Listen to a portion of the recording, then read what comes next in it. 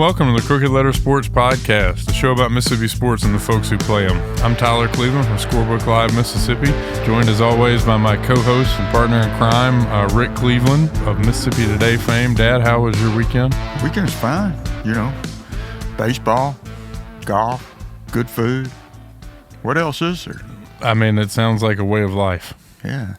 I took part in some of it with you. I can't complain at all. We ate well, watched some good baseball. Of course, we had a lot of high school baseball over the weekend, a lot of college baseball over the weekend, which is appropriate because I feel like this week's show is going to be a baseball-centric one. It definitely is. We're getting right down to the, what you can't say on radio. Getting down to the nitty-gritty. Nitty-gritty, yeah. We'll say nitty-gritty, yeah. I have got some high school baseball playoff updates. We've got the Mr. Baseball winners for the MHSAA. Rick is going to give us an update on the college baseball and where our teams stand as we head into a critical weekend for pretty much everyone.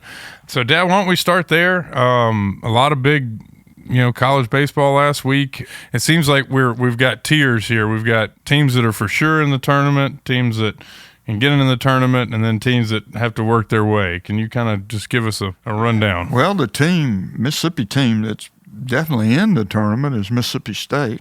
Their RPI is 18. They 32-16 against the nation's 20th hardest schedule. They're 10-9 in versus Quad 1, which is really important to the committee. Yeah, those are the good teams. Yeah, they say. They're 10-9 against top 50 teams. The team that's probably in the tournament, but doesn't need to fall flat on its face, is Southern Miss. They're 6-6 against Quad 1, and they just don't need to fall flat on their face. They got 2 series remaining against low-level RPI teams. So you can hardly afford to lose those. I know they swept Coastal last weekend, right? It was huge. They swept Coastal, who had at the time a top 20 RPI. So that was huge for Southern Miss. I think it put them in. They're still on the bubble, but they're probably going to be in. Is the way to look at it. And then the team that's got a lot of work to do is Ole Miss. And which is crazy because I was looking at the RPI and they're on up there. Yeah, they've got a number 25 RPI, but they're only 3 games above 500. 25 and 22 is what they are. And the worst thing is against Quad 1, they're 9-16. It sounds like the Rebels are in prime position for another World Series championship run at 25 and 20. What were they that 22 year? And 17 is what they were that year at one time. It can happen. I mean, what can I say? Yeah, and it better start this weekend. It has to start this weekend against a really good Texas A&M against a team. really, really good Texas A&M team. But if they were to, it's coming into Oxford, if they could get 2 or 3 against Texas A&M, they're right back on the bubble. Yeah. Right now they're not even listed as one of the first 4 out by the people that are supposed to know what they're talking about. I mean, how many wins do you think they need? I mean, is there a set number? Is it? Well, they've got. The big thing is this weekend, but then they've got a midweek game next week with Southern Miss, which will be a good RPI win if they can get that. And then they've got a road series at LSU. Every other year, Ole Miss plays at LSU, and they always play Southern Miss on the Wednesday. Right, on the way down. On the way down. So, and that's what's happening next week. I'll tell you what everybody else has left. State has a 3-game series at number 5 Arkansas this weekend, and then a home series against Missouri. Yeah, I feel a lot better about that home series against Missouri than you do on the road. And Arkansas is loaded, man. Or to it, the SEC in general. Well, 4 of the top 5 teams in the country are SEC teams. Right. But on top of that, there aren't a whole lot of easy outs. Yeah, and State also has 1 midweek game left against North Alabama, which if they were on the bubble right now, they'd probably just cancel. Yeah. But I don't look for them to do that. Some of that phantom rain.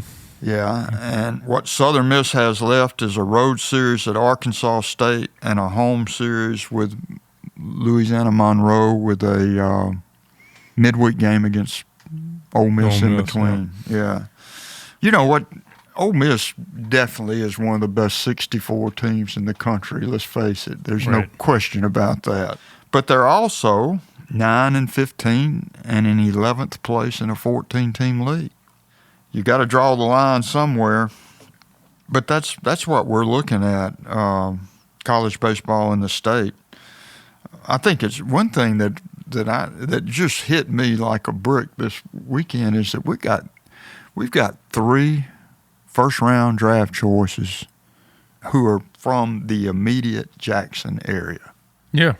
Well, it's pretty cool. I mean, and I'm guessing you're talking about Dakota Jordan, Braden Montgomery, right, at Texas A&M, and Connor Griffin. And Connor Griffin at Jackson Prep. That's right. Listen to these numbers. Braden Montgomery is hitting .339 with 23 homers, 23 doubles, and a 1.279 OPS. Let him pitch. Well, he's not pitching much. No. Dakota Jordan hitting .368, 11 doubles, 16 homers, 56 RBIs. Easy for me to say, and a 1.201 OPS. Is that good? That's good. And Connor Griffin's numbers are so far off the charts, I can't even go there. Yeah. But in April alone, he hit 600 with 4 home runs, 19 RBIs, and 22 stolen bases in just 12 games. It's really amazing. You know, I say it every year, but I wish that they were in the same playoffs with some of these teams in the MHSA. I think it would be a lot of fun. I think they should be. I mean, and not a knock on the MAIS, but there's 3 or 4, decent teams there at the top, and usually 1 or 2 of them is just super elite. And you just like to see how they would, because if they slotted in, let's say 4A, I mean, they'd be playing Purvis and Summerall. I'd love to see them play 7A. Well, then they'd be in there with the Northwest rankings and the. Well, and they'd be competitive for sure. Yeah, for sure. Especially right now. Yeah, it helps when your leadoff guy can walk and be on third and a threat to steal home. Right. But while we're on college baseball and before we get to the high schools, we talked about it pre-show, but Charlie Condon. Yeah. Georgia. I mean, it's a sure thing. If you want to see a home run, go see Georgia play. There's a great chance that this dude is going to hit one. The dude is hitting .459 with 33 home runs, 16 doubles, 69 RBIs. He's walked 41 times, and his OPS is 1.673. He ought to have to hit with a wooden bat.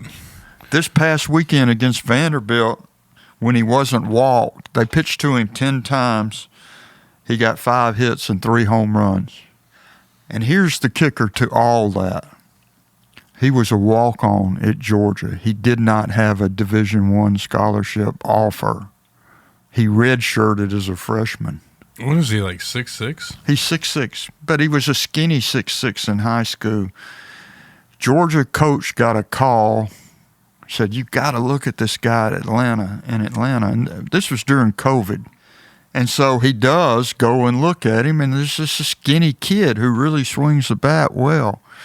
But he had no pop. So he brings him to Georgia. They have that Hope Scholarship there. So he doesn't have to pay for school. He redshirts.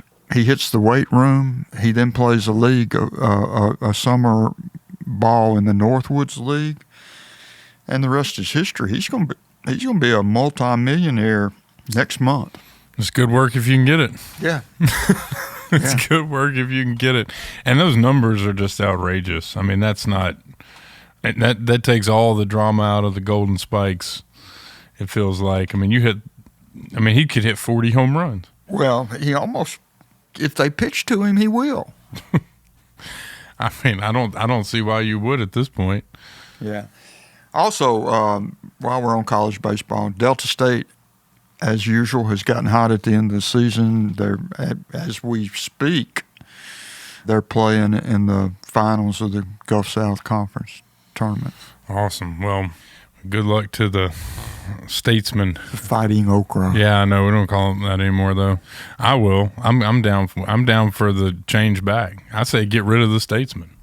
No, good luck to them and all those JUCO teams. We got the JUCO playoffs going on right now, and I know a lot of people are following those. Pearl River's having a season. It's like a field of dreams for Pearl River this year. They are. They're having a great year. Fun to watch. And a bunch of familiar faces, If you go down that roster, it's just a who's who of guys that were really, really good in high school for whatever reason didn't go. And some kickbacks from Division I. Mm-hmm. Yeah.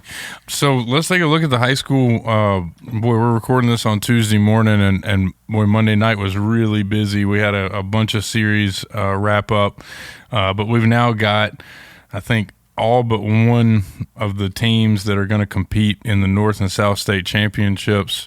The big news in the North, Hernando knocked off Lewisburg. Lewisburg's been nationally ranked. They've been in the SB Live national rankings pretty much all year. They were absolutely loaded, but Hernando got hot at the end of the season and has just been tearing the cover off the baseball. They beat Lewisburg to advance, and then for the second year in a row, Oxford knocked Madison Central out of the playoffs in the second round.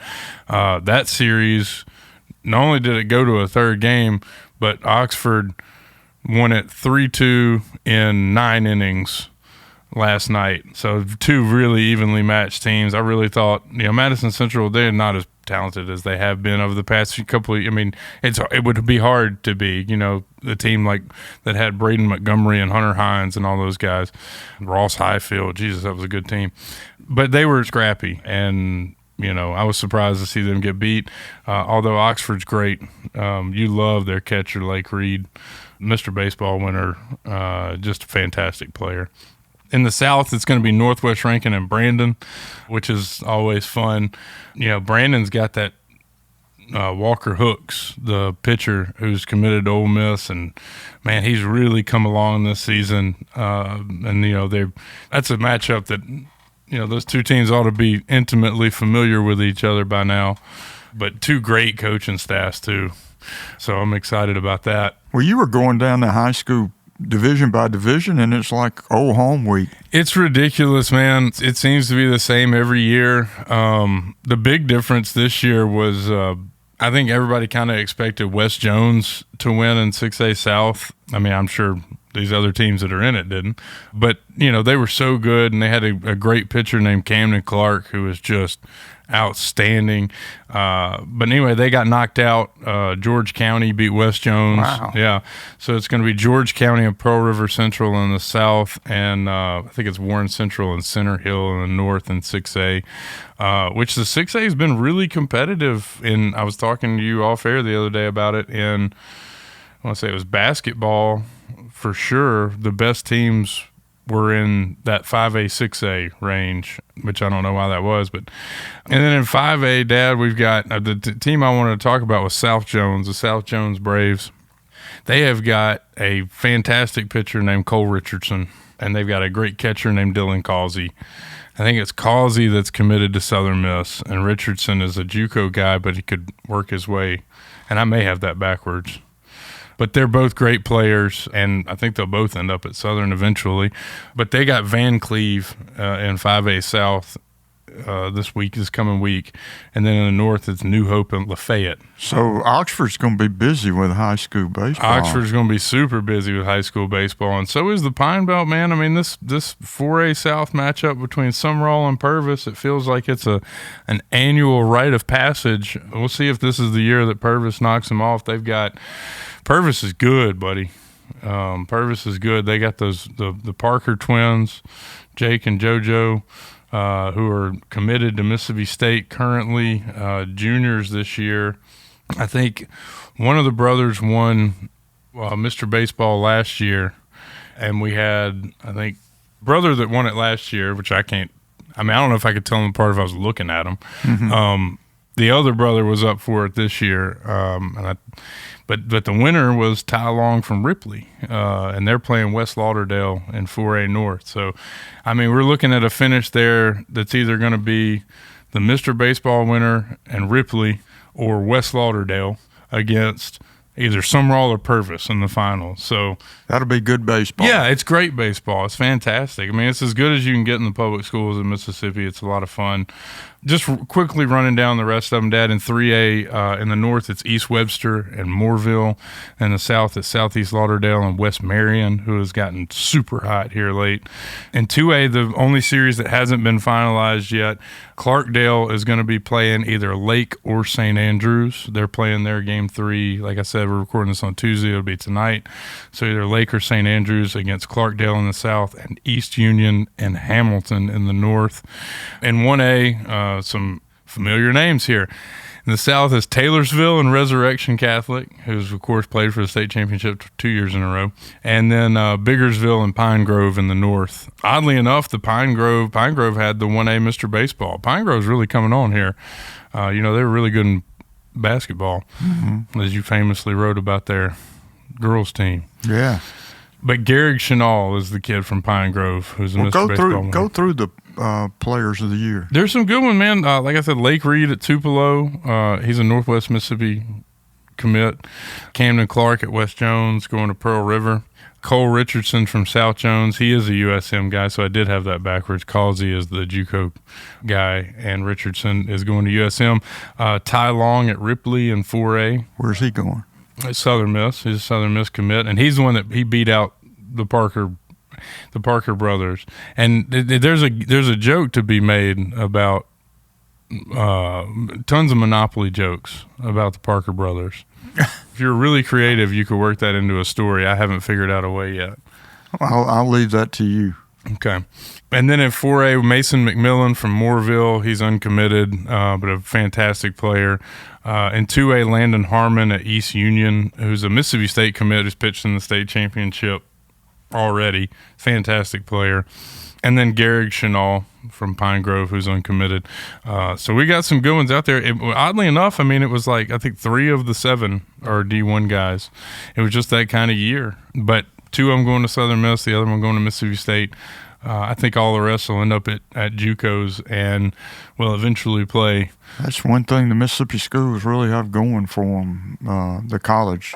Well, not just D1s, the D2s and the lower division 1As. I mean, the JUCO baseball is it's not a joke here. It's fantastic. Really good. No, yeah. I mean, there ain't no doubt. And, Dad, I think a lot of these guys will benefit from JUCO, and it's not like you just go there and hold. I mean, you get better at these JUCOs too.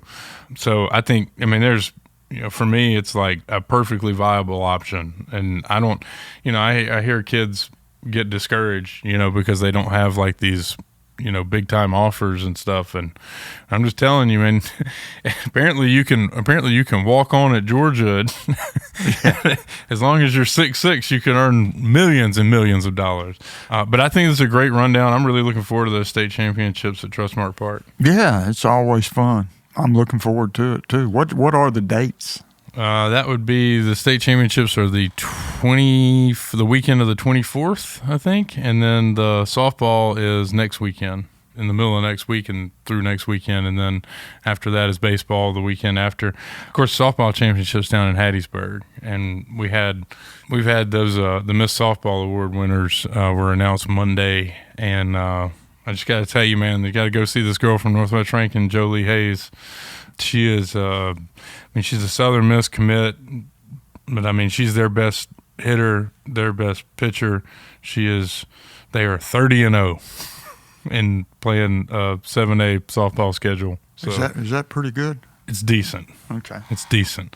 But go see Jolie Hayes before she graduates, or you'll have to catch her down in Hattiesburg after that. Dad, before we move on completely, I just wanted to say the Phillies are good. And I don't like it. Well, the Braves are good too. So it just depends on who's going to be good in October. Yeah, got to get there healthy, and we're not off to a great start in that respect. No. But should get, I think Sean Murphy's ready to come back, so maybe the Braves will pick it up a little bit here. Yeah, we talked just briefly last week about the draft when we had the NFL draft. Have you had time to dig into it now? Well, I had time to talk to to Archie Manning about Spencer Rattler. Yeah, I wanted to talk to you about that. How'd that conversation go? He likes him, doesn't he? He loves him. I mean, he thinks he's way better than a fifth rounder. Well, the grade on him was either second or third, and he dropped to the fifth. I don't think the Saints were going to take a quarterback. They might have signed a free agent quarterback, but when he dropped to the fifth, they just felt like they couldn't pass on him. You know, he was the number one high school recruit in the country coming out of high school, coming out of Phoenix. Mm-hmm. Signed with Oklahoma, played 2 seasons there, got beat out by the number one pick in the draft, and transfers to South Carolina, where he put up great numbers without much of an offensive line. Which is what he should really get used to that if he's going to come play in New Orleans, because I don't think we blocked anybody in like 3 years. Well, I think that's why they drafted a tackle in the first round. I hope this one hits. Yeah, they need one to hit. I mean, eventually you'd think they'd get one by accident. Well, the one they drafted out of Oregon State, who I can't pronounce his name, did not give up a sack his senior year and gave up just one in all his college career. So, and that's a pretty good league he played in. Yeah. So, you know, maybe he is the guy that can help them.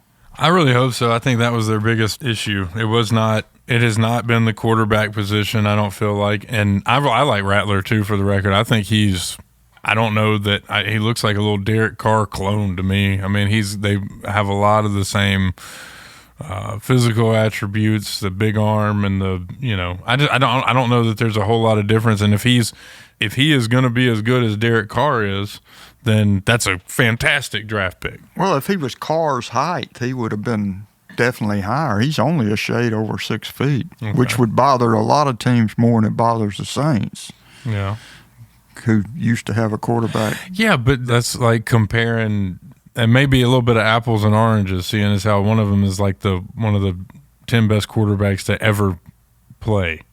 So I don't know. I feel good about it. How do you like the receiver, Bub? I think he's a steal where they got him. I just think he immediately moves into the top 5 in terms of Saints nicknames. Well, and they also signed Kool-Aid. Drafted Kool-Aid. Yeah, right behind Kool-Aid, because Kool-Aid may be up to number 1. Yeah. So I don't know. I hope, as I said on the show, I hope that the Kool-Aid McKinstry drafting him does not mean they're going to immediately trade Marshawn Lattimore. He's just been so good when he's been healthy. I mean, I think he's one of the best 2 or 3 corners in the whole league. Well, so the way they spread the field and throw the ball in that league, you got to have at least 3. It helps to have 4. Yeah. Nickel and dime. They're going yeah. Well, a lot of teams nickel and dimed them right down the field last year, and I'll say that. But, yeah, I like the draft. I think it was fine. I don't think they had a whole bunch of picks. We did what they could with what they had, and traded up a couple times to get the guy they wanted. We'll see. I feel like we're rearranging deck chairs. That's all I'm gonna say. It's not going great. That's about all the time we got this week. What are you looking forward to the most coming up this weekend? We have another big major, don't we? That's next weekend. The PGA Championships next weekend. We, here in Mississippi, the Ole Miss Texas A&M series. I mean, it's one last chance for Ole Miss to make a mark. They need to. I'm telling you, man, it's a tough road to hoe in the SEC. Yeah, it is. All right. Well, everybody stay safe out there. Thanks for listening in. Make sure to follow all of Rick's writings. You can read his story about Archie and Spencer Rattler over at MississippiToday.org. And you can read all the latest and all this high school baseball and softball news at scorebooklive.com/Mississippi. Y'all have a great week.